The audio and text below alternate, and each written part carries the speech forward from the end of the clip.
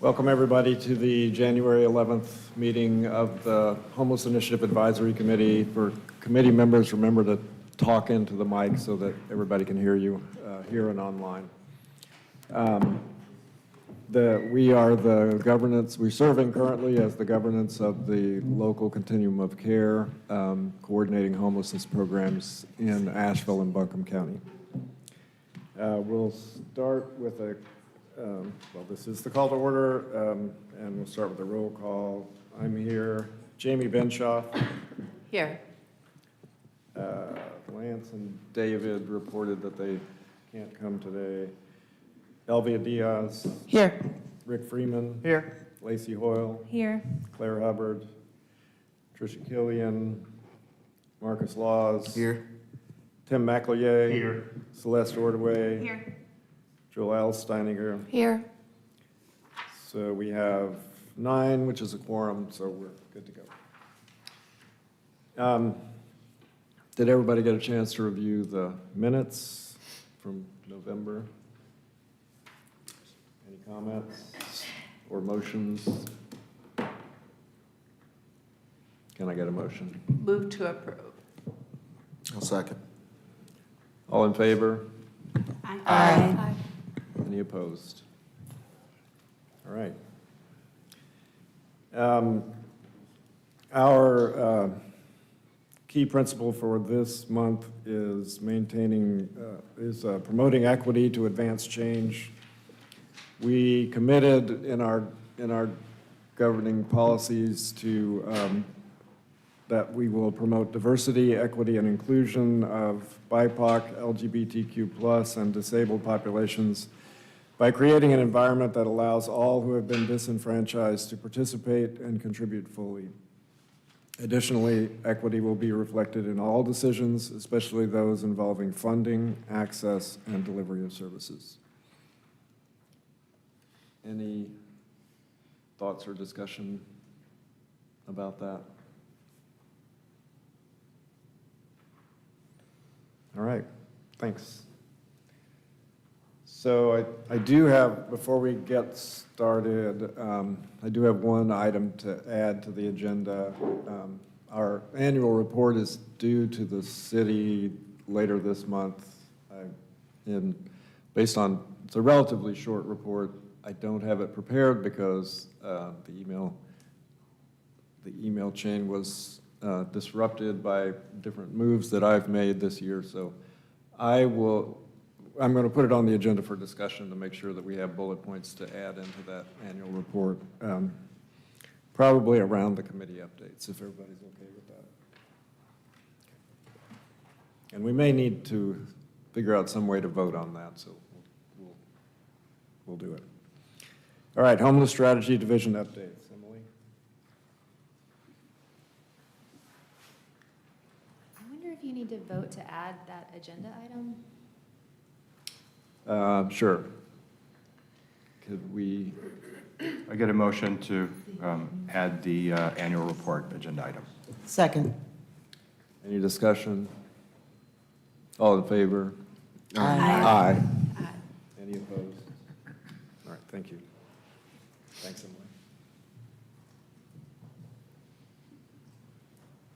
Emily. Great, thank you. Good morning, Happy New Year. Packers are in the playoffs. Go Ravens. Ravens are in the playoffs. Get out of here. Down with the Cowboys. Can I get security? But good morning, Happy New Year. Glad to see you all.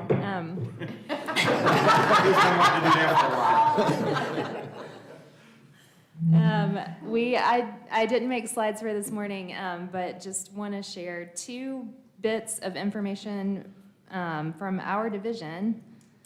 First is, as you all know, we've been working with technical assistance through HUD for governance. We've had a great support, great TA provider who's been working with that governance work group that's now the nominating and membership committee.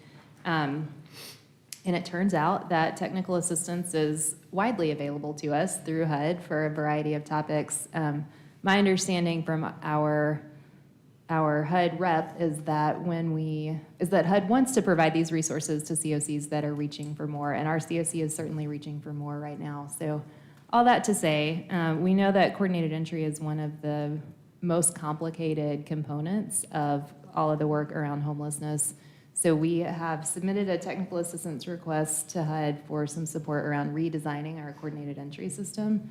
And that was approved. So that's great news. I think we should be getting some really expert support around our overall system redesign. We had talked about this with the coordinated entry work group previously prior to submitting that technical assistance request. So I'm excited about that. I think that, again, that's a super complicated component of all of this, and it will be great to have that support. Our TA provider is TDA, and that is about all I know at this moment in time. We have an initial call scheduled with them in February, so we'll continue to share updates, and I'm sure that that will look like incorporating the coordinated entry work group, same way that our current TA provider for governance has been working with the governance work group. So a lot more to come on that, but I am excited about that. I think it will be really helpful to get some good guidance and support on that. Questions, comments, anything you want to add? No, I think it's awesome. Very excited. I know we're trying to pull together our community by name list, and that in itself is a big step for us. So very much excited. I did a little research on incorporating AI into the continuum of care, not to be scary. And I did talk to our email Charles a little bit. There might be an issue with protection of identity, but as far as data-driven and identifying resources, I was just wondering if that would be something either at the HUD level or if something to be explored. I don't know. That's a great thought. I've not seen or heard anything from HUD or nationally along those lines, which probably just means that you're on the cutting edge of what's coming next. But yeah, that's a great thought. I'm going to lead with cutting edge. As far as what the city is doing or county is doing as far as purchases around the city for housing endeavors, and kind of listing them, I don't know, and I'm sorry, biding my time and not being able to hit city council meetings as often as I'd like to, or that being said, just here, and I know we're kind of hitting our last few meetings before our transition, stakeholders and what we're holding as a city, how we talked about listing properties and what's vacant and how we're using those properties and what we're purchasing. So as we're buying properties from other people and keeping people aware of what we're doing and what those properties are transitioning into, I think is really important as to how we feed ideas to other people about what they can be doing to help this situation. So that, in a sense, is called transparency, and it breeds ideas. So knowing that others, because I am immersed in community, other people tell me that, yeah, we just sold this property. And so then what becomes of that property becomes, that's a great idea. So let's all feed into that idea. So just, yeah, I'm just gonna. Part of what that makes me, I think it's an excellent point, part of what that makes me think about is in the by name list that Marcus mentioned, the way that that is structured now is, and this is very much under development, we have a template, we don't yet have data populated in that, but the way that's structured now is who are all of our folks who need housing, and what are all of our housing options that people might be eligible for? Like, can we build a comprehensive landscape so that we can really understand what our inventory looks like and how that does or does not match our need, And then the whole objective of coordinated entry is to bridge those two things, is to really make a coordinated match between need and resource, and for all of that to be really clear across the community. Sure. if, and I will say this, California has a plan to end homelessness by 2030. And now you can go and research that, and I know you're like, what, right? We've only been tasked to end it by 50%. And so I know, like, even in my head before I read their article, that my goal is to end it completely as well. So when I read this article, I'm like, huh, and it makes perfect sense about how they attempt, or they're going to attempt to do it. So I'm gonna leave that as homework, and then we can all like revisit like where this is, because it involves research. So, yeah. Question, Elvia. Yes. How did you find the article, or what resource is it in? I read. I mean, yeah, I read a lot. I mean, as far as being on the Continuum of Care Board and, you know, having to write this charter, it involves a lot of research and looking at the data that HUD asks us to look at. Looking at the HUD website, defining what homelessness is, and I've mentioned this here. If you have slept in your car once because you were in a fight with your spouse, you have been homeless.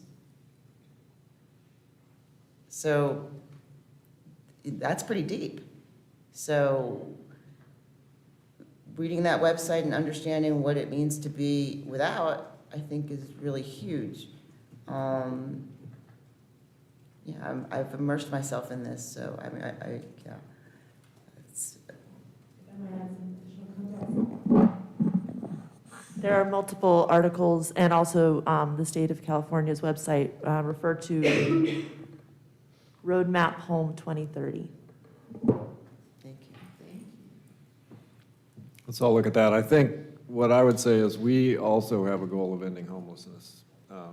And we have an interim goal of reducing unsheltered homelessness by 50% by the end of this year, I think. Yeah, And 2025. so that's an important step that we need to continue to focus on. And we have made strides in that direction over the last year and a half. So let's not forget that the ultimate goal is to end homelessness, to make it rare, brief, and non-recurring.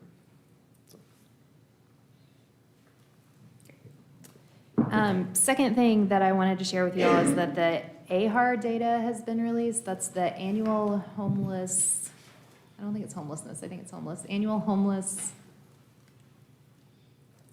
assessment report.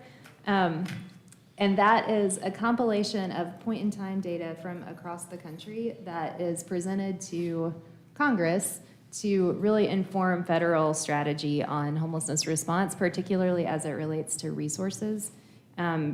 Data collection at that scale is complicated, of course, so it takes time to aggregate. So the report is based on the 2023 point-in-time count, which of course is almost exactly a year old at this point. Obviously, things have changed in that time period, but some of the key points to me about national data are there was a 12% overall increase in homelessness, which is the highest ever increase since data collection began.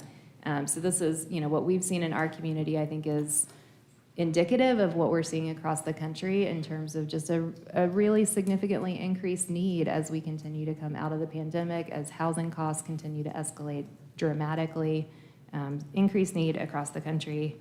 Also, based on system performance measure data, which you're all familiar with, I hope, and we'll be talking about that next month. We're about to enter into we are currently in federal reporting season, so we're about to enter into system performance measures.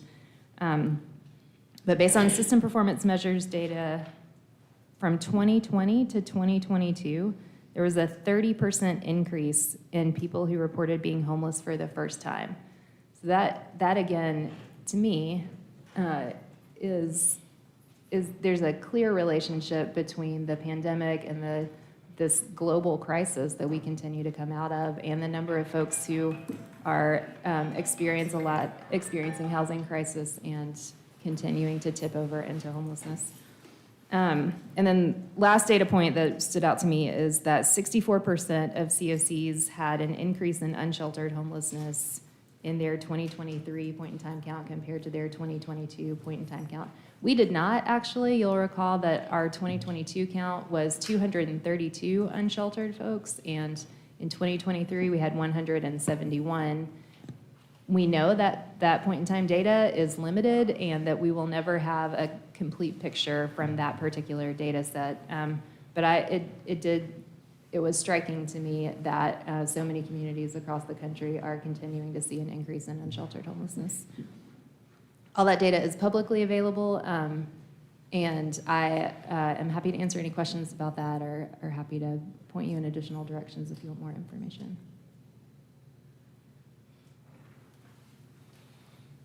Any questions or comments? All right. Continuum of care, transition updates. Lance is not able to make it today. So I guess I'll turn it over to Emily and others on the committee if need be. Go ahead, Jamie. I did think of a question. Sorry, it took a minute. My understanding is that the elderly are making up a big percentage of new homeless. Does the data break that down into that detail?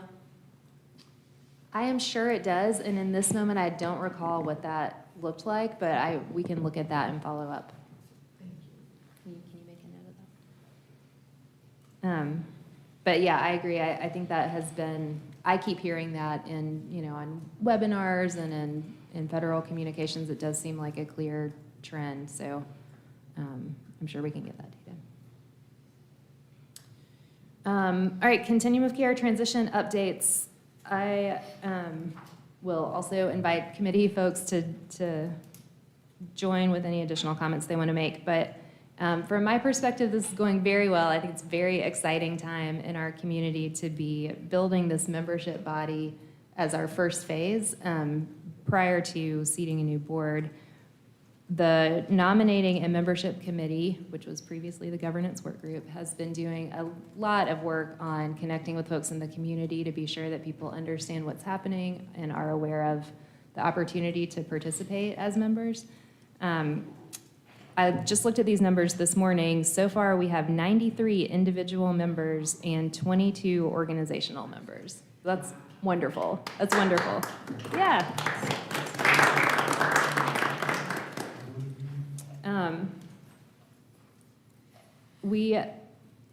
I again just want to really highlight, I know that you all, I'm preaching to the choir right now, but really I want to talk to the community, really want to highlight the importance of building this membership body in the most robust way possible right now. This is such a critical time for us. I'm really hopeful that we will have a large and strong membership body as we launch into this new structure, because that body will be responsible for electing a board of directors, that will be responsible for setting strategy for our community along the lines of what you were talking about earlier in California. You know, what is our goal and our strategic plan? That will be the responsibility of the board, but that board is responsible to this membership body. So I'm really hopeful that we will have strong participation across our community from sectors across our community to make this as successful as possible. We'll continue to share updates on membership development as that goes forward, and membership will be open on an ongoing basis.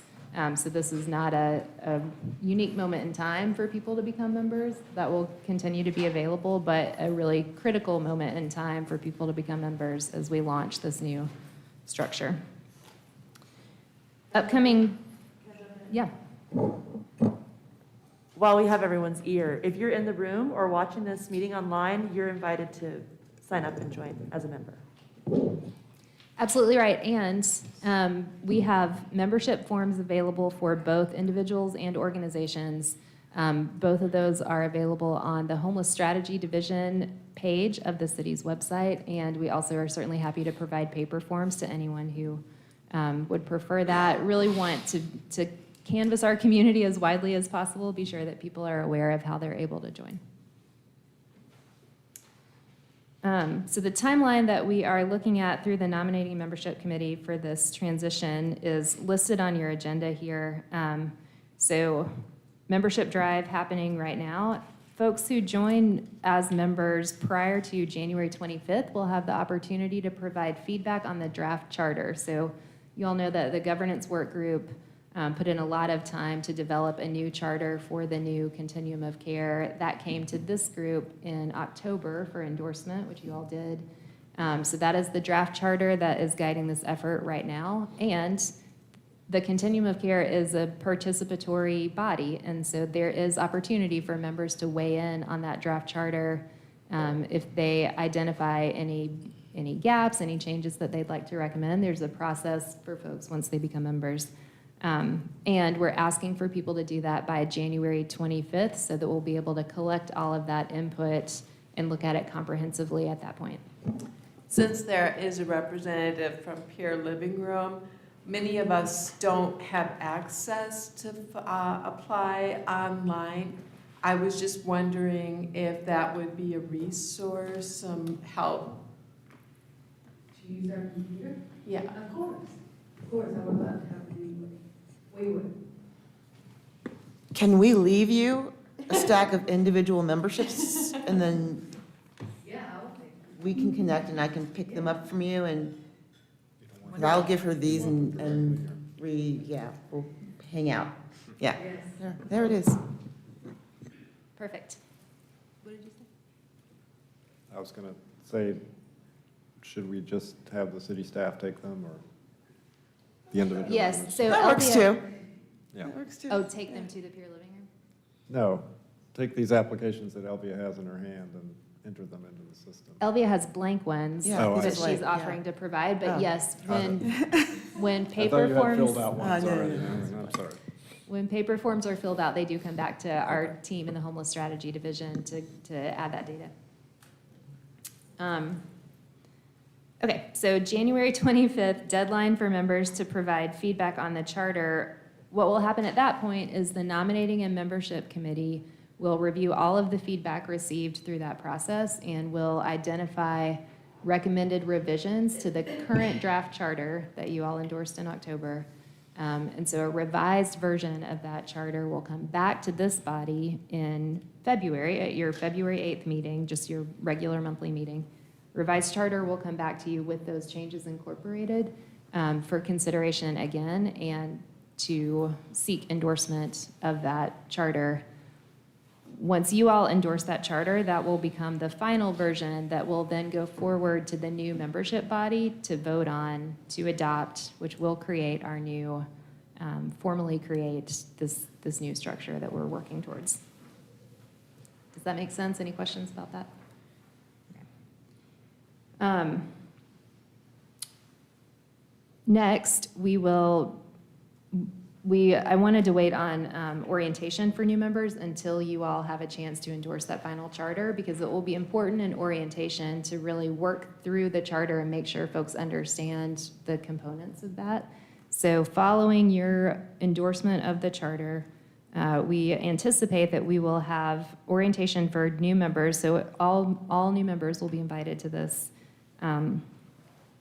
mid-February, dates still to be determined, but looking at multiple options for orientation, we want to be sure that we have good variation in our days of the week and times of day so that we have good accessibility for people. So we'll do member orientation mid-February, and then we're looking to do our first membership meeting, very exciting milestone, looking to do our first membership meeting late February, again, date to be determined. And that meeting will be partly a celebration that we have gotten to this point, and also will be specifically to vote on adopting the charter and to launch the process to elect the new board. And then following that, we are anticipating that a second membership meeting will occur in March, again, date to be determined. And at that meeting, the membership body will vote to seat the new board.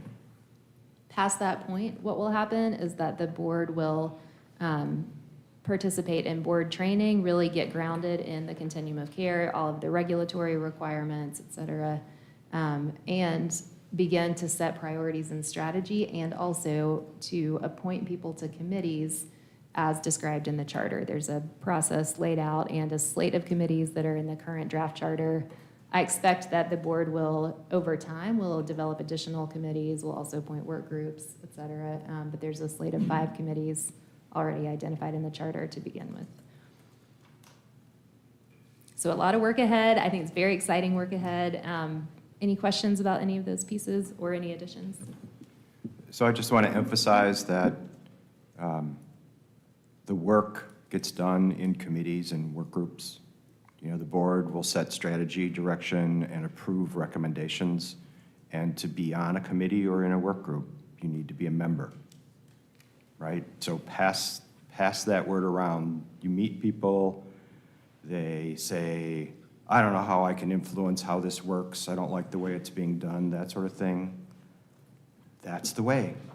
Get to be a member, and there'll be a call for participation, and the nominating committee, as structured in the charter right now, will switch its focus from nominating board of director people to nominating people for voting positions in the committees.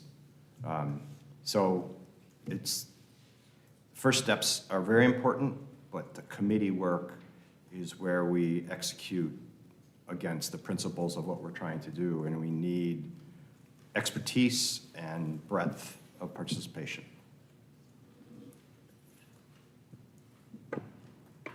Here's my favorite saying, it's so easy, Elvia can do it, so everybody can do this. But also, transportation-wise, we need buses to be free so that people can get to and from these meetings. And I know that we are working on, making sure that when you fill out your membership form, there is a box that says if you need an evening meeting, that we are going to provide that. So check that box if that's what you need. Because I know that people are oftentimes left out because they have to work during the day. So check that box. That way we can provide that bus for you in the evening time to get to these meetings. Hopefully. They're going to do it. Yeah. Absolutely a priority goal, I agree. Any other discussion?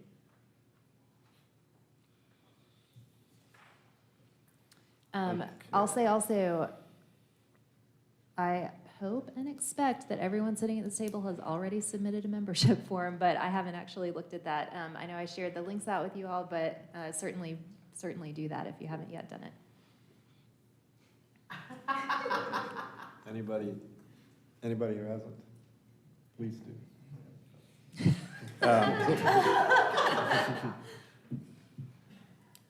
I'll be happy to send that email again, reshare that link. All right, any other discussion? Point in time counts. Point in time count, me again, still here. So point in time count is coming up quickly at the end of the month, and we just wanted to share the plan with you all, get any feedback that you might have, and also certainly ask for your participation in conducting the count. So count will occur, what we have been doing, let me start over. Federal requirement is that the point in time count occurs during the last 10 days in January every year. Historically, we have done the last Wednesday in January. The last couple of years, we have shifted to the last Tuesday so that we can connect with folks at Haywood Street the day after on Wednesday when they have so many people who are there. So we will again be looking at the last Tuesday in January. That is January 30th. So the count will be focused on where people sleep on the night of January 30th. We have, I think, a very good plan this year that is expanded coverage compared to every year prior that the point in time count has been conducted in our community. We had a great planning conversation with folks who conduct outreach in our community now and public safety staff who have a lot of touch points with people who are unsheltered, like the Community Responder Initiative at the fire department, for example. and got some really good input from them on when we're most likely to be able to connect with people. Again, we know that the point in time count is never going to be perfect data. There's no chance that we will ever connect with every single unsheltered person on that night. And we want to do a better and better job every year with our methodology so that we cast the widest net possible and identify as many people as are unsheltered, because we want that data to be accurate so that it can inform strategy in the most meaningful way. So plan this year is kind of a three-pronged approach. First is the traditional street count, the same way that we have always done. So teams of volunteers who will be out canvassing the community with a particular geography that they're assigned to. This year we will be doing 2-person teams. In the past we've done 3 or 4 depending on the area, but we're trying to get very targeted this year with 2-person teams, very specific geography, and looking for those teams to include someone with experience and someone who might be new to participating in the point in time count. So great opportunity for folks in our community to engage in this and to really understand what it is to have that experience and to talk with folks who are experiencing unsheltered homelessness right now. So that street count will happen. A change this year is that street count will happen on both the evening of the 30th and again the following day on the 31st. This is based on the feedback that we got during that planning meeting about when folks are out and about and when we might be more likely to connect with them, and that people are mobile in different ways and have different, all of us have different patterns of, the flow of our day. So we'll have some people who we might be able to engage with on the evening and some people who won't be on the streets then, but might be on the streets the following day. So street count will be 4 to 7 p.m. on Tuesday the 30th, and that will launch from Haywood Street. And then 10 a.m. to 2 p.m. on Wednesday the 31st, and that will launch from Stevens Lee Center. Again, teams of 2 volunteers on all of that, and we'll be covering the same geography in both of those counts. So that's one part. Second part is we will be doing targeted outreach with outreach staff, in particular on the morning of the 31st to camp locations that they're familiar with to engage with people in those spots early in the morning. And then third piece is we, as we have done in the past with that day after count at A-Hope and Haywood Street, we'll do that again, but we are expanding locations this year to really try to brainstorm through where people might be on that day where we could connect with them and collect that data. So this year we're also conducting the day after count at ABCCM crisis ministry locations. What I think is particularly great about that, partly, we may have folks who come there who don't go to other agencies who we may have missed in the past, but also what I think is great about that is our count has historically been pretty downtown centric, and certainly a lot of folks are downtown, but also a lot of folks are not downtown. And crisis ministry locations, there is a downtown location, but they're also throughout the county. The continuum of care geography covers all of Buncombe County, and so we need to be sure that we are collecting that data across the COC geography. So I think that'll be a great addition. Lacey has also been working with county staff on folks who are out in more rural areas to be sure that we have opportunity to engage with those folks as well. So really, I think a very comprehensive effort, or certainly a more comprehensive effort than we've had in the past. One thing that may mean is that our count actually increases if we're doing a better job with our methodology and finding more people. Then we may, I would expect that our count might increase. We don't have a control group exactly, so we won't have a great way to measure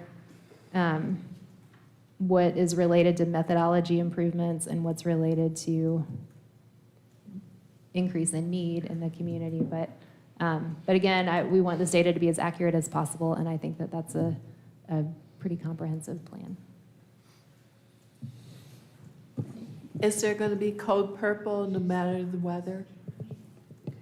This group had discussed that. Yes. Tim says yes. So that raises the question of how you count those folks, whether they're sheltered or unsheltered. Charles and I were just talking about that. I think what makes sense to me is that based on HUD regulations, we probably have to report them as sheltered, but based on, for community conversation and planning purposes, we know that those are folks who would be unsheltered if not for Code Purple. So I think that we could, understand that that's true and let that inform our strategy locally. Okay, so I guess if we catch somebody just by the fact of Code Purple, we'll count them as sheltered, but have a little subgroup saying Code Purple so that we know what it means. Yes, the way that, yes, we can clearly identify the number of people who came from Code Purple sites. Yeah. Part of our data collection is exactly that, is clearly identifying where people data were. is gathered. Yeah. Okay. Elvia? I see you making eye contact. I just kind of look at it in my head as a tax shelter. Because if you're applying for funding, and just correct me if I'm wrong, you're applying for and not picking on you, Tim, or anybody who's running a shelter, but a lot of data collection is done in shelter, right? So, and that aside, but a shelter, if it's funded, and it doesn't matter who's funding it, it is, if you're using funding in a shelter, then it would be a separate, how can I put this? It's like double dipping to say that you're unsheltered, sheltered, so that how it would be counted would be different. So how would that even be set up in data collection to where it wouldn't be counted against you if you were, or dismissed? Does that make sense? What I understand, and Emily can correct me if I'm wrong, Elvia, is that they will be counted as sheltered because they're in shelter on the night of June 30th. But for local purposes, we will keep a tally on the side, essentially, that says this was a Code Purple sheltered person. Therefore, we know that, but for Code Purple, they would have been on the street. So we're not going to count them twice. We're going to count them as sheltered on that night. But we're Correct. going to know that really they're, So in overall funding, yeah, it is not, okay. yeah. I think I recall that at the last point in time count,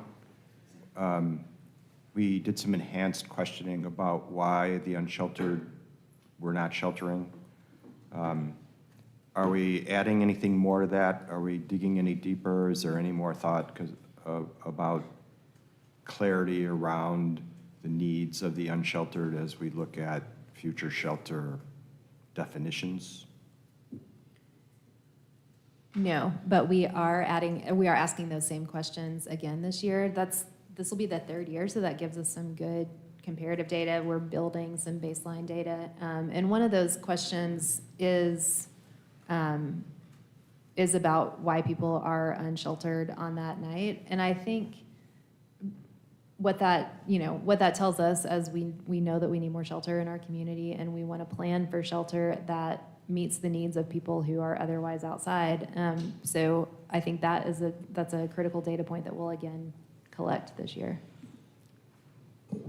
And So then since we're calling Code Purple regardless of the weather, what does it look like to ensure an effective communication strategy? Because last year I was doing the point in time count at the transit center and there was a lot of confusion around which service providers and had transit been alerted? What could we do to tighten that up? My recollection, you correct me if this is wrong, but my recollection is that was a later decision. The turnaround time for that decision-making and the night of was tight compared to this year. And also, I'll say, I think Code Purple the communication around Code Purple is going so much better this year than in the past. So I think that, the coalition would call Code Purple the same as any other night and get that communication out, including to transits. Everyone, communication protocol would be the same as on a regular Code Purple night. Do you want to add?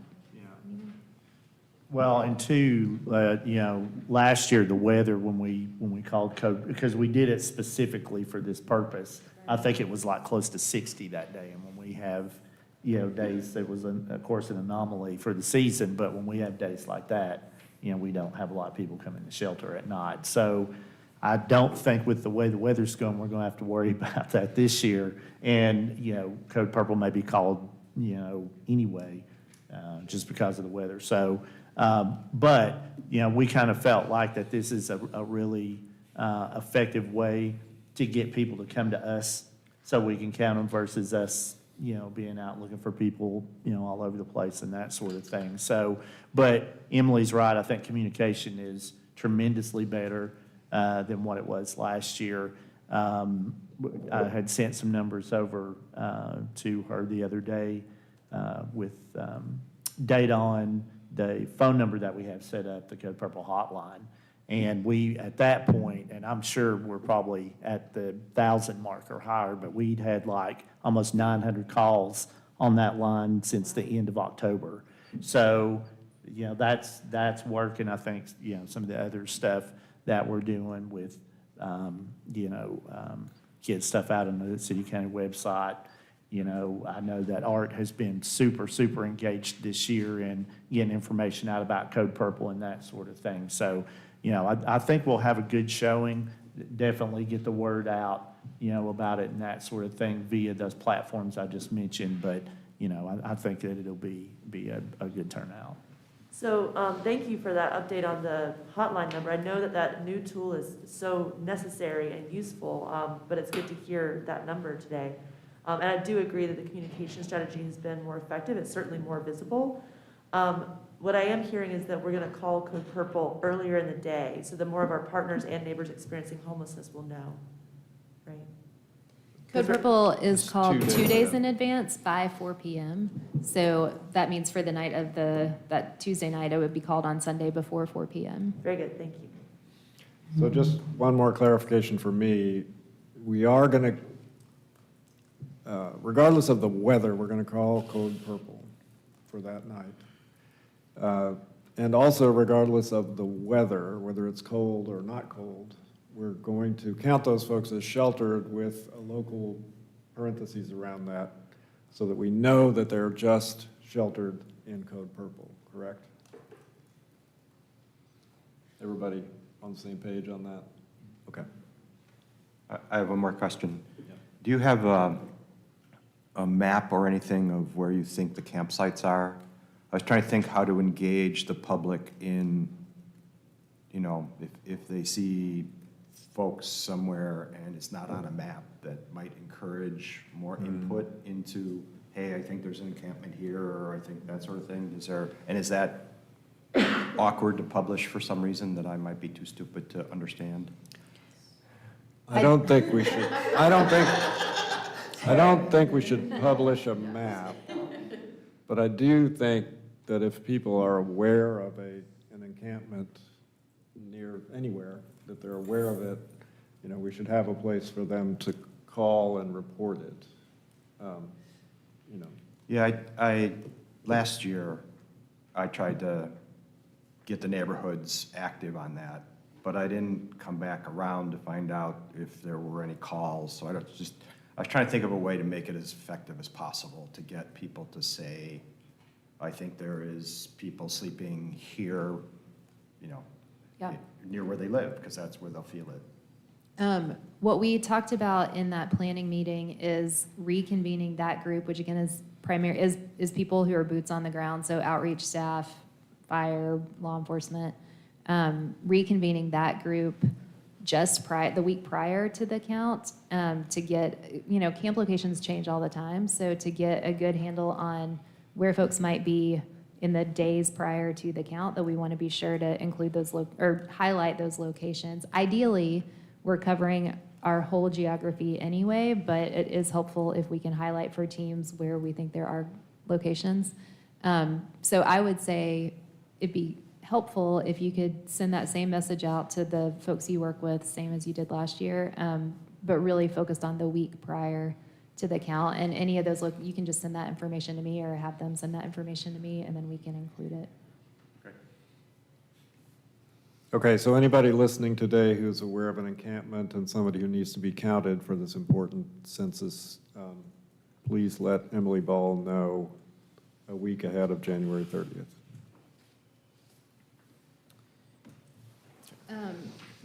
Last thing on the point-in-time count is that this big effort needs a lot of volunteer participation in order to be successful. So volunteer recruitment is happening actively right now. There is a registration form available on our webpage in the Homeless Strategy Division. Volunteers who have not participated in the count will need to participate in a training prior to the count. And when volunteers are registering, there's opportunity to identify, I said we have these multiple tracks going for data collection this year, so there's opportunity to identify which of those folks would like to participate in. So would love your help in getting the word out to our community about that volunteer opportunity, and really that volunteer need, so that we have a really robust participation.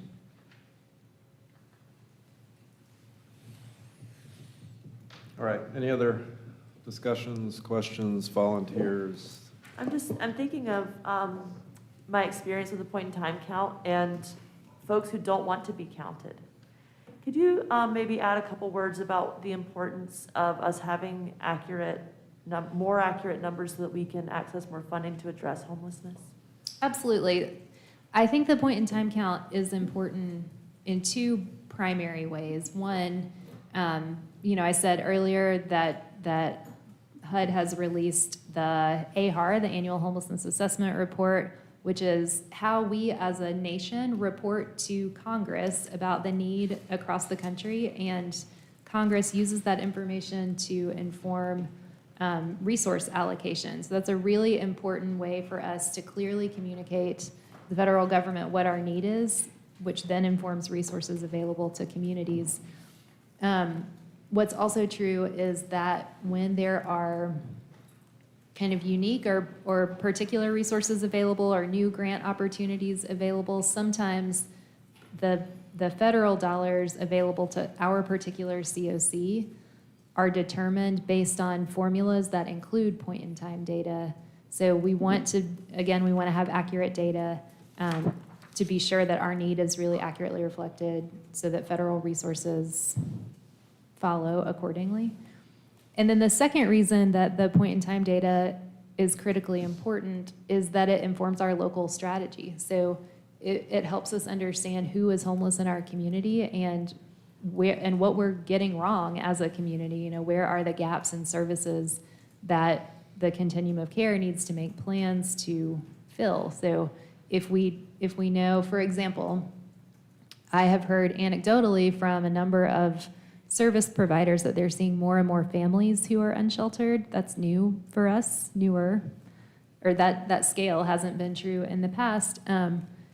And if we have data that really clearly reflect that, then we can develop community strategy to better meet that need. So if we're seeing an increase in unsheltered families, that means we need more resources for families. And we don't know to do that unless we have data that show that we're seeing that increase.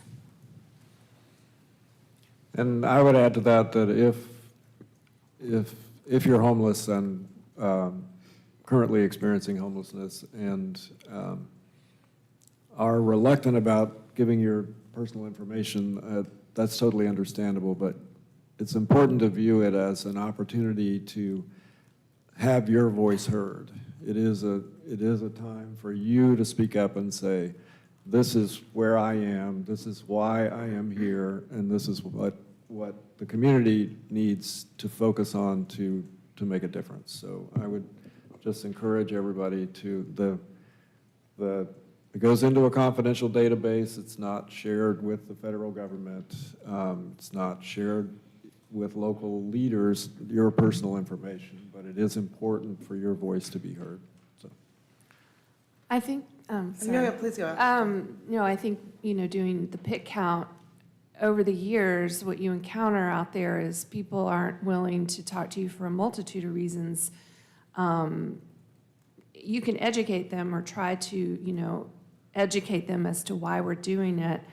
That's not going to resonate with them when you're out there. I mean, I have thought about incentives, how can we incentivize people who just need, like, in the moment, some food or some money? Can we do some more incentivizing on the street when we're out doing it? That's what I'm saying. I'll say can I Yeah, respond to that? please, To that, in the planning meeting that we had with that group, one thing, food was a thing they identified. What we've done in the past is socks and hand warmers, and we'll do that again. But that group particularly identified just like granola bars, that kind of thing. So we'll add that this year. But that's exactly the kind of thoughtful planning work and exactly the kind of continuum of care board conversation that's appropriate to have.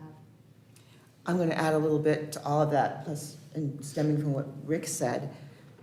If you live in a neighborhood and you've seen something that's active and ongoing, I would invite you to deliver information to somebody that you've seen every day, rather than invite somebody else to do something that they haven't seen. If they see you trying to engage them, that's a little different from you inviting somebody else to do something that is a stranger in your own neighborhood. The problem that I find as my study is that you or me or whoever is not engaging in their own neighborhood with what you see every day. Therefore, when you see something different, it's foreign and it's unusual, and it makes everybody feel uncomfortable. When you are engaged in your own neighborhood, when you see something different, I'm always the person that goes, who are you here to see, right? Hi, who are you? Who are you here to see? Because that is indifferent, and that is welcoming, more so than it is indifferent to say, right? To be standoffish and like, why are you approaching me? Because I don't even recognize you, or you've never approached me before, and now I feel even more comfortable with you. So if you're going to try to help somebody to do something that's great for your neighborhood and your community, look to your smaller government. Be your smaller government.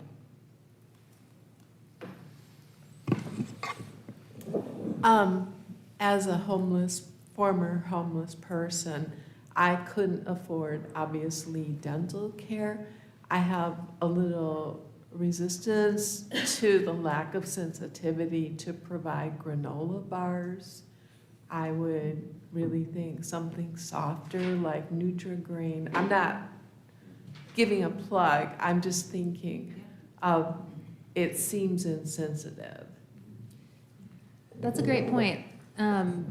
The specific input from that planning group was those soft granola bar, like a chewy granola bar, also not an endorsement of a brand, but like a chewy kind of granola bar. But that's a great point.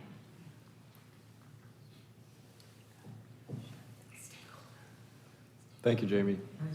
Stakeholders. All right, committee updates, and I think I would like bullet points if you can throw them out for the annual report. We can talk about that at the end of this presentation, but I think we already had a report from the Nominating and Membership Committee. Shelter team? Yeah, so the shelter team is continuing to meet regularly. We met through the holidays to do planning work for increasing shelter capacity in our community, specifically low barrier shelter capacity. If you were able to attend or have watched the footage from our joint meeting on December 4th, you probably heard me provide information on the planning process and kind of what we've come to in terms of findings so far, but I'll review that here today. So one of the things that we spent a lot of time doing was reviewing different models of service across the country, and in that review we found one that we particularly liked that has a lot of components that we think we'd like to see here in the community. And that is a low barrier shelter that's operating in Flagstaff, Arizona. Some of the things that we liked about this shelter are that it's open 24 hours a day, 7 days a week. There's no ID requirement for entry. There's no sobriety requirement for entry. Pets are allowed. They have both congregate and non-congregate space. So they're able to serve a wide variety of people and families. And they have a lot of services that are co-located at their shelter. They have 3 shelter sites, actually, one congregate and two non-congregate. So they have lots of services at all 3 of those sites that we would also like to see co-located in a low-barrier shelter setting. Those services include medical care, behavioral health care, day shelter services, support for substance use, peer support, housing placement, case management, employment services, meals, and possibly more supportive services as well. So we spent a lot of time, like I said, reviewing the service models. That's a model that we really like, that we would like to see components of that here in our shelter. We're going to be continuing to meet. And I anticipate that at our February meeting, I will be presenting to you all a pretty comprehensive set of our findings with more detail. And I'll be looking forward to your review of those findings and feedback at that meeting. I just have a quick question. Do they keep families together in the shelter? Yes. Yeah.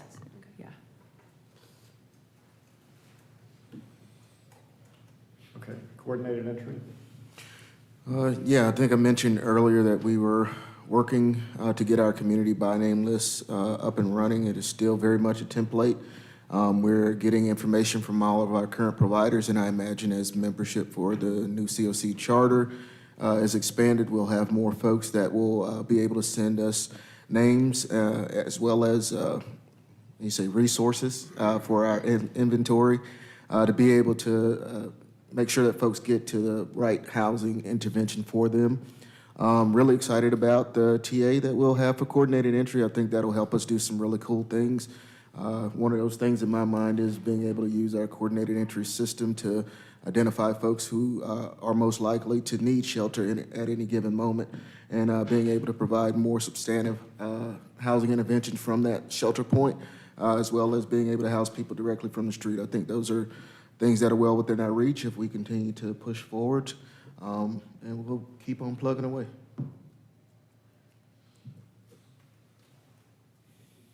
All right. David Bartholomew is not here. I'm not sure if we had any funding allocation work this last 2 months. No, I left all of these on the agenda just as, these are our standing groups, but no, he shared that they didn't have an update. Okay. All right, so shifting to the new agenda item about the annual report, the request from the city council is to, for the committee to vote on this, and exactly how we do that, I'll suggest something in a minute, but what I have listed for our major accomplishments over the last year are, number one, a new governing document in almost final form for the COC transition, ongoing successful outreach for membership, including some particular number, which I didn't jot down, of new members for that organization. Is there anything else that anybody thinks I should highlight related to the governance structure? If you think of anything, let me know. In terms of shelter, we made a recommendation for a new permanent high-access shelter or shelter beds, possibly in more than one location, to the city and county, and there is a team of staff and others actively working on that. We also successfully advocated for funding for temporary high-access beds in various locations to reduce the number of unsheltered folks currently while that longer-term planning goes into effect. If I can Please, add. edit. That's absolutely right. And I would say really the work that you all did is broader than only securing funding. It was also facilitating the full process to get those expanded beds, working through that RFP and engaging with providers about who was able to add capacity. You should get more credit than you're taking, is what I'm saying. Okay.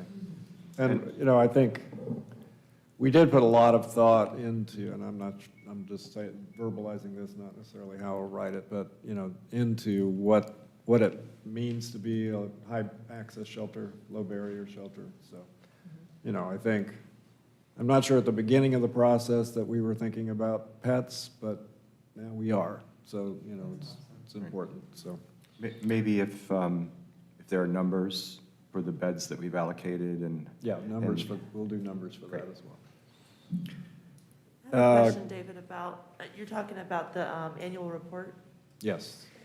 Would it make sense to name the draft charter? Because many, many hours went into that, but also outreach efforts.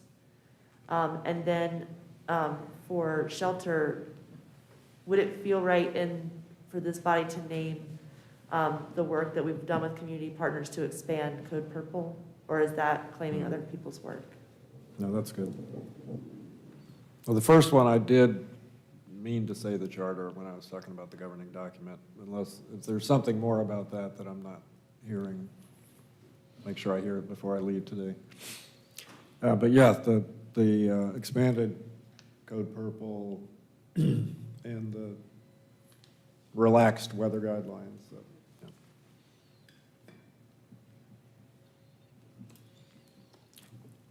yeah. For coordinated entry,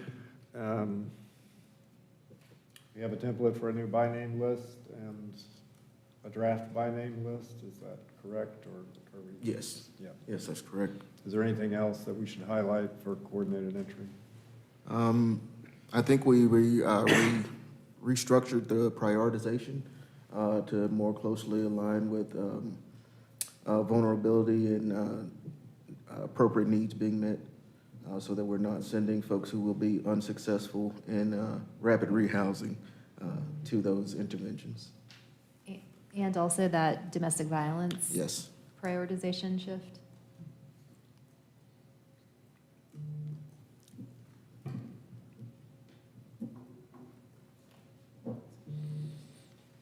Okay, so usually, and again, I should have actually read the form before I did this, but they usually ask what our goals are for the next year. And if they don't, we're going to tell them anyway. At least some, and certainly one of the key goals is to move forward these high-access shelter beds, permanent high-access shelter beds, whether it would be nice to, we'll certainly have identified a property and be moving toward either construction or redevelopment of that property within the next year. Is there anything else I should say, anybody thinks I should say about that? Stand up the new COC. I'm getting there.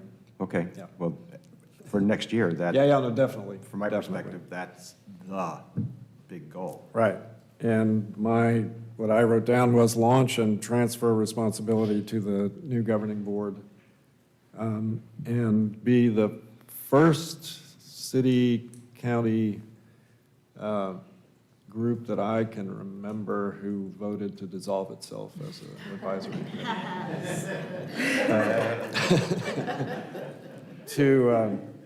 By June 30th, if we can. So I think we also need to be here and present and active until the new governing board is really ready to take over. So I don't think we can afford to have any gaps if there's any further delays for whatever reason. Not that there have been delays, it's been a long process, but if we can't do that by June 30th, because there's not yet a clear board to transfer it to, then it would go beyond that. But I would like to see us dissolved by June 30th. Can I speak to the process about that a bit? And Yeah. we can talk about this more down the road, but you all are formally established as an advisory committee within the boards and commissions structure. And additionally, you have the designation of being the Continuum of Care Governance Board. So it's kind of a two-part setup.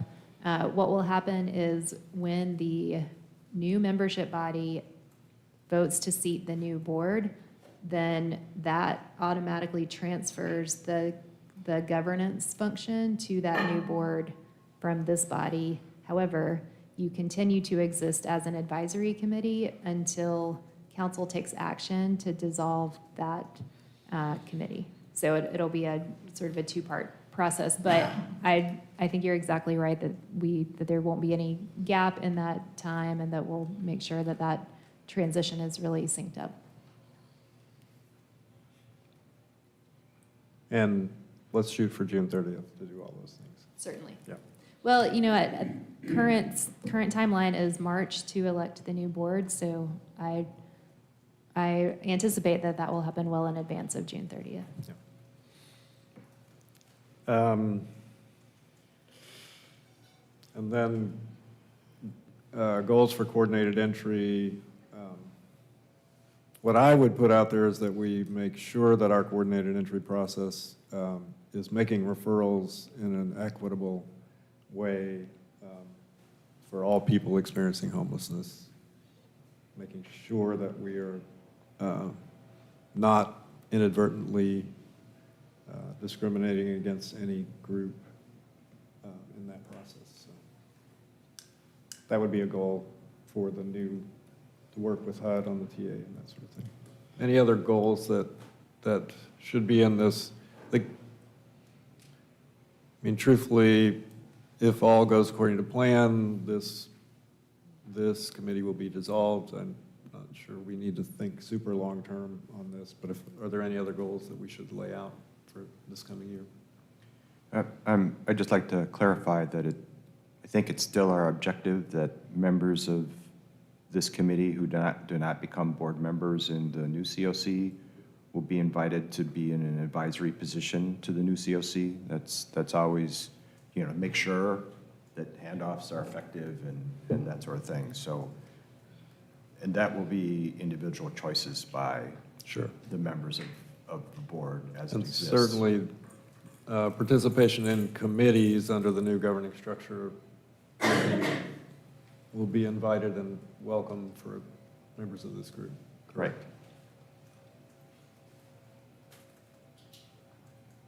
Anything else that you all think we should put in our annual report? All right, so my suggestion is that you all vote now to authorize me to prepare this and submit it. I'll commit to circulate it to everybody for any last-minute additions before I submit it. I'll make a motion for you to write the annual report based on the bullets that we just outlined. I'll Second. second. And submit it to the city? And After- submit it to the city. Okay. I'll second that as well. Any comments? All in favor? Aye. Any opposed? All right, thank you. Public comments?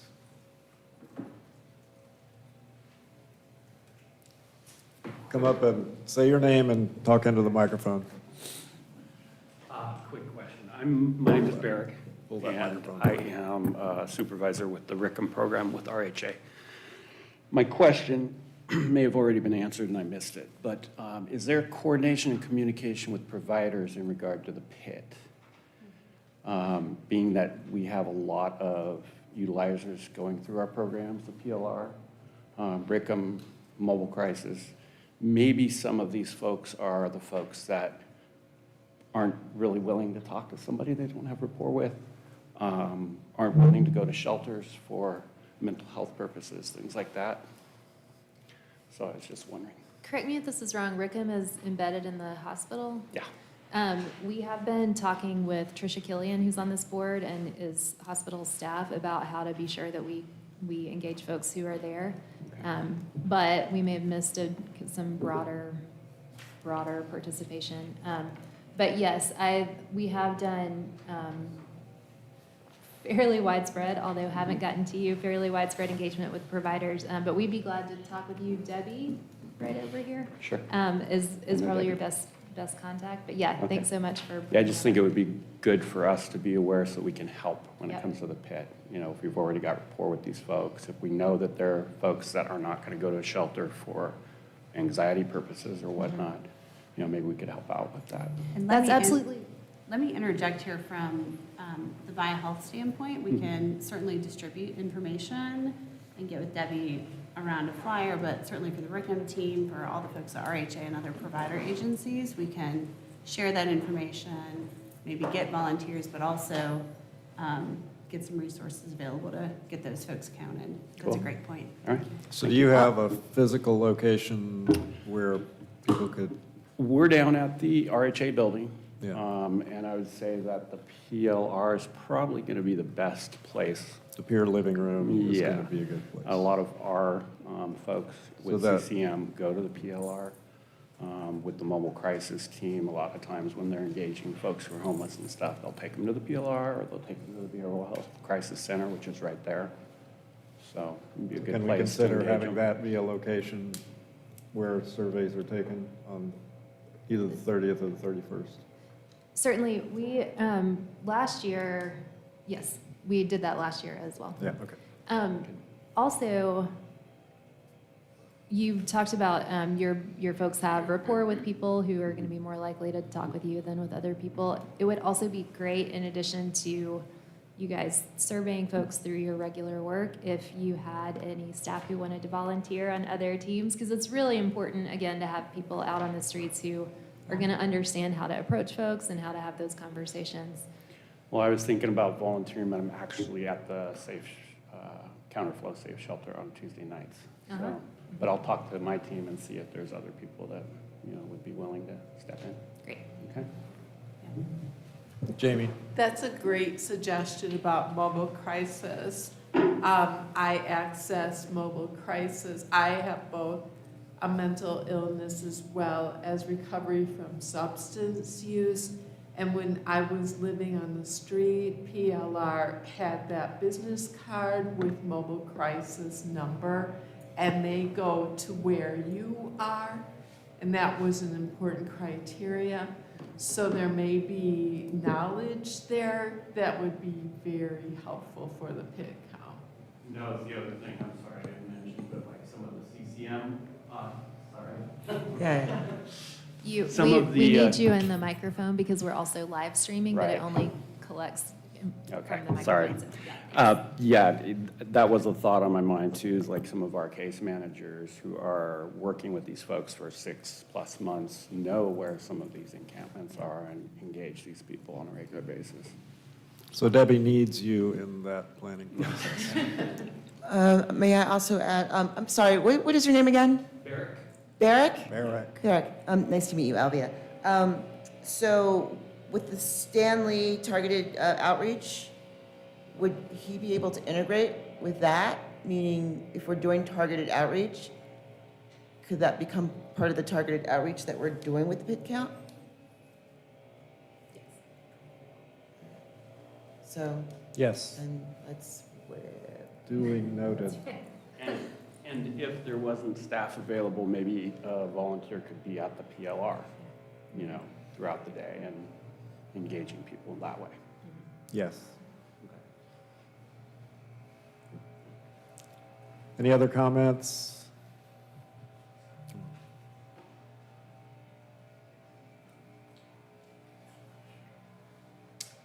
Hi, my Just name do is it. Steven. I know, I've seen some of y'all and talked to some of y'all a little bit. So my question is, and forgive me, I don't know much about the pit count, but this was an idea I had when I was listening to this. Y'all speak, was that, is there a category for individuals who do refuse to be counted included in the count, so they are unsheltered, but they're just not willing to be in the count so that data is recorded? Sort of. I think what we can do is, as volunteers are connecting with folks in that exact situation, I think they can tally that, and so we can get a total of, X number of people seem to be identified but decline to participate, and we'll of course have to as with all of this, we'll have to know that that's imperfect data, because it might be that, you know, I don't want to talk to you on Tuesday night, but maybe I'll talk to a different person on Wednesday Right. morning, you know, so, but yes, I think we can get kind of a basic tally of folks who decline. Okay, thank you. And that would be included in the training, the orientation for people volunteering? We could include that. And then is that included in the data, those people? No, can't be, because we don't actually have any data from it, right? But what we can talk about locally is, in addition to the X number of people who were counted and submitted, we also had X number of folks identified but don't have data. If we have their name, can we count them? Yeah, we have to have their age and their name and their veteran status. Age, name, and veteran status, or non-veteran status. Right. Yes or no veteran, okay. So that's all that people actually have to tell us to be counted.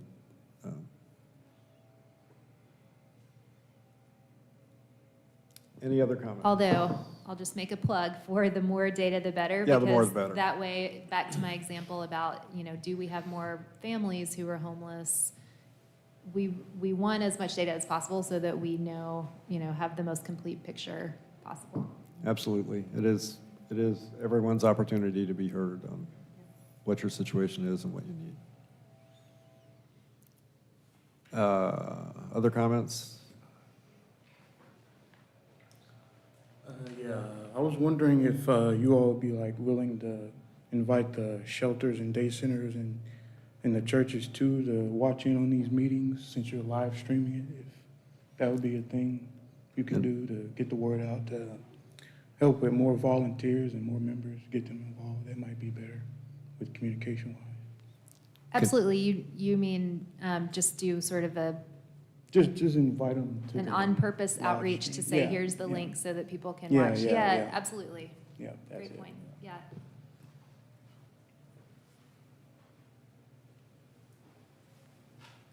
Any other comments? Any other discussion? Oh, yes, one more, sorry. Well, I was going to get up here and ask if Debbie could lead a documentation training, but it sounds like there is some sort of training on how to document the information that you're getting from these types of interviews, and also maybe an interviewing training, because these are a specific type of skill, you know, gathering information from folks, preferably folks that you already know. I really appreciate Elvia referring to already having that relationship established with folks in your community, because, and like Breck, is that Barrick? It just makes so much more sense that you'd want to talk to somebody that has already been engaging with you and been outreaching to you and been establishing a relationship with you for some time. And to not do so with food as if, you know, we're training animals. Most animals don't respond to food as training anyway, if you really want to develop a relationship with them. So I think that, for me, documentation is really important, and I think if we could start to see this more in the line of healthcare documentation, because it is in a way. It's a social health and public health documentation process.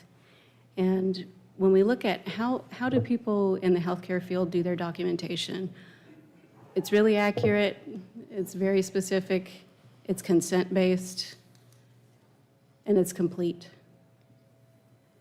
So I hope that when the volunteers are being trained, I'm glad they are being trained, that's a relief. I hope that they are both taught how to do a respectful interview, and they're taught how to accurately, completely, and consensually document the information that they find. Thank you so much. I think that's a really good point, and I think the training is important. We're not asking people to randomly go and count a couple of folks and call in and tell us what their names are. we encourage people to participate in this count, but also to be trained ahead of time to know what the questions are, so we aren't getting random data.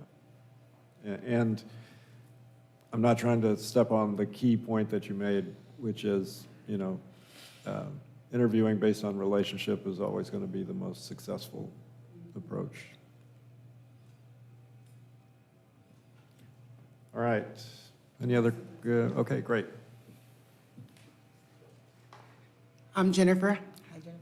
I think that it would also be a good idea to reach out to the other mental health providers. Vaya could probably help with that, being the LME.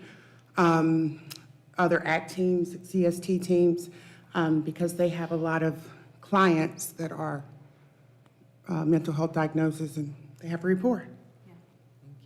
Thank you.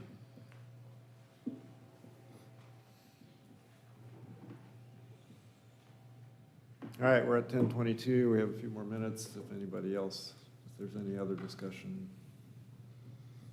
I'm going to just add to what you just said. Mental health and youth, I would love to see, I mean, obviously all of us would love to see the mental health component really come together for Asheville and our new continuum of care. So, and then youth, you know, is a really big component for me. And I'm just going to put that out there. So, yeah, I hear you.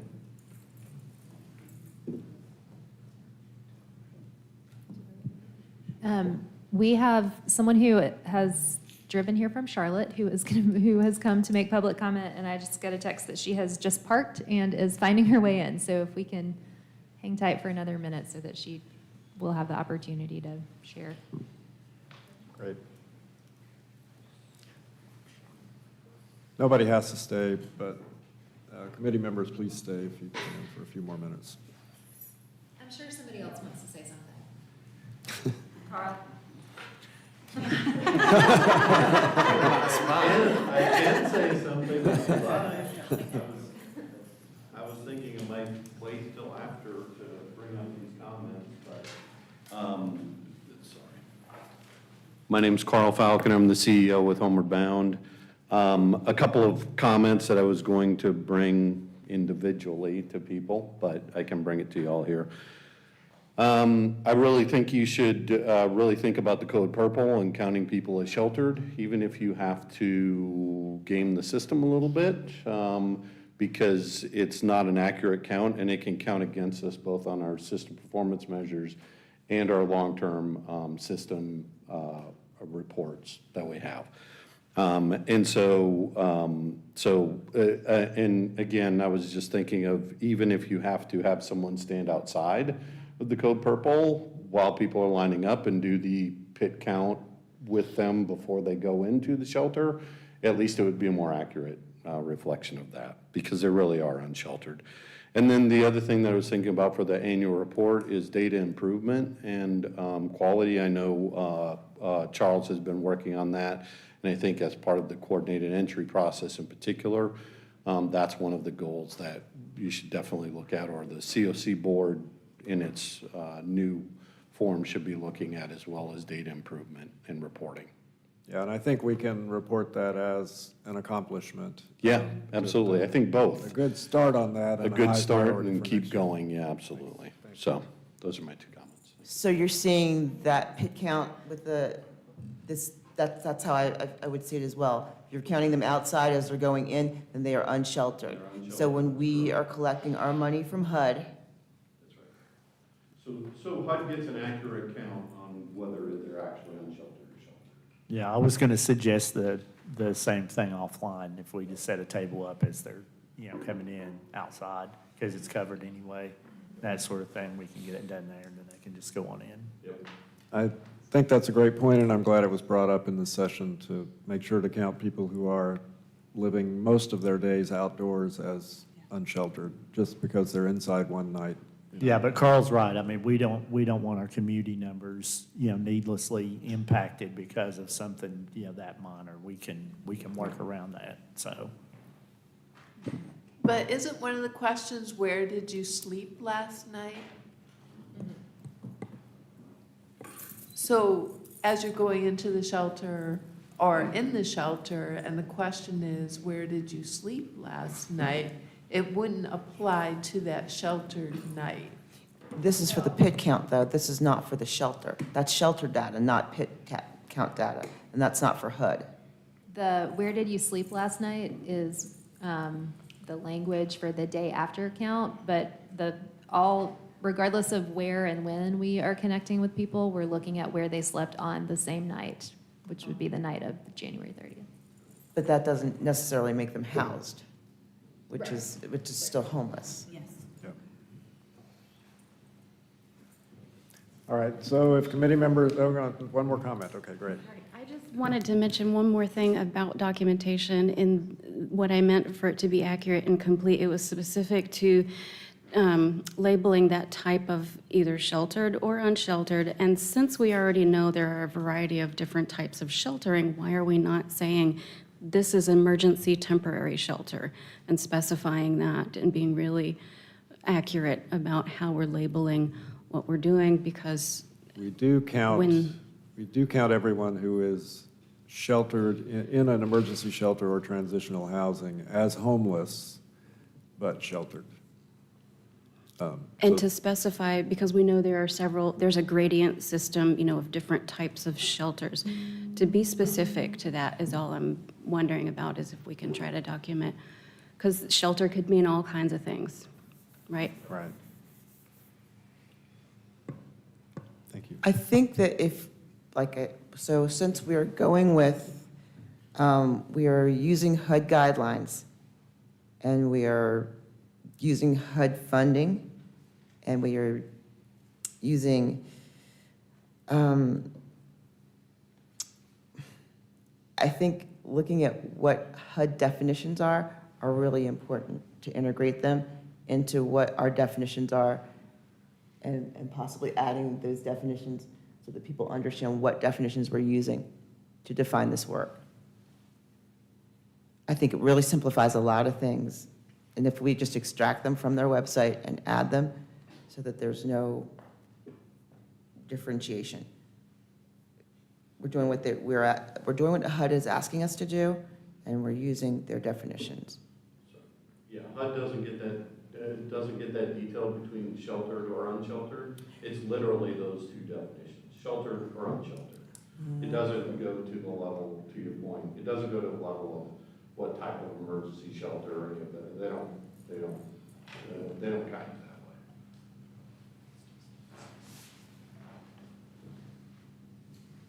We do, when we do the housing inventory count, which pairs with the point-in-time count, we are also reporting on whether shelter is seasonal or overflow or kind of regular ongoing shelter, which I think is some of what I hear you talking about, that not all shelter is the same.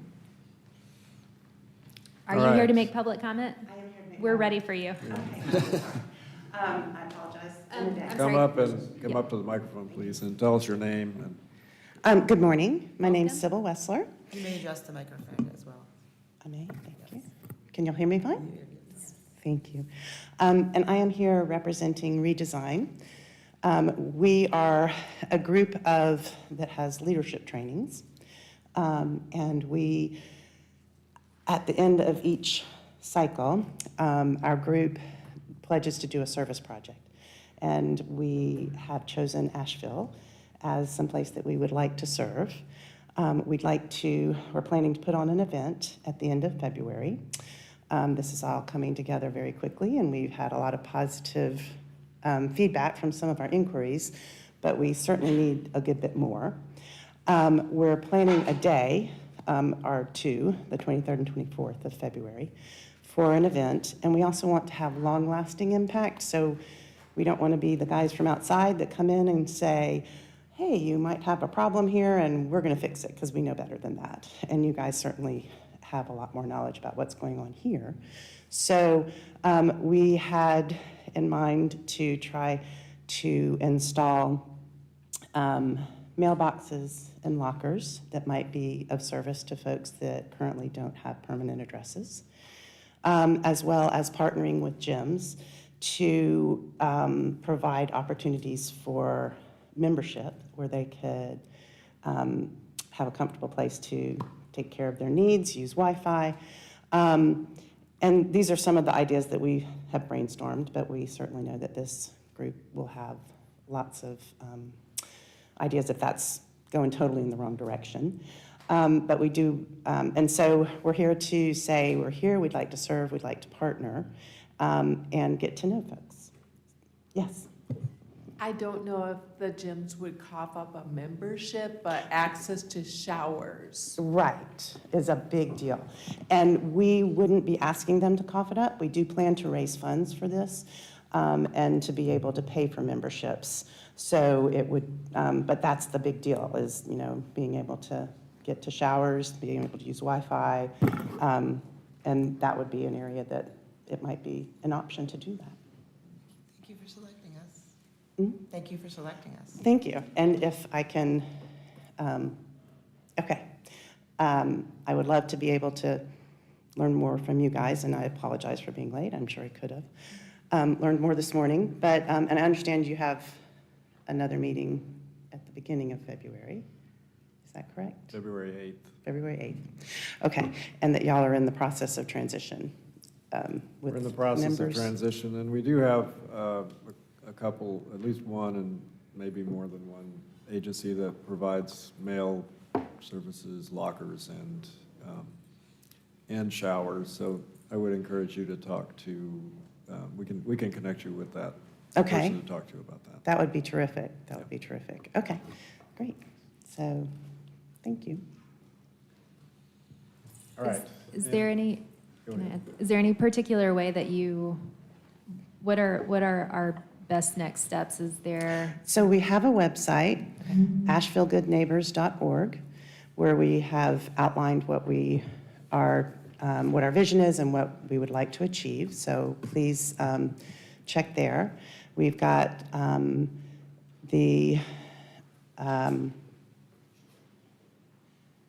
that's the best starting place to reach out, because we Great. would really like to partner with community and be able to make this a fun event where the community's able to support each other, because there's something to be had on both sides of the aisle. And we want this event to be one that people who are homeless, if they would like to display their artwork or perform, if that's something, then there would be an option there, as well as roundtable discussions in order to get feedback on what the needs are, to be able to help going forward. I'm sure none of these are new ideas, but this is where we're headed, as well as being able to feed people and create community and connection. great, I don't want to speak Any- out of term, but I want to say thanks so much for making the effort to be here this morning. And I would certainly encourage folks on the board as well as folks in the room to please. have conversation while you're here with us. Thank you, because I appreciate that. Thank you. All right, any other public comments? Any other discussion? We are adjourned until February 8th.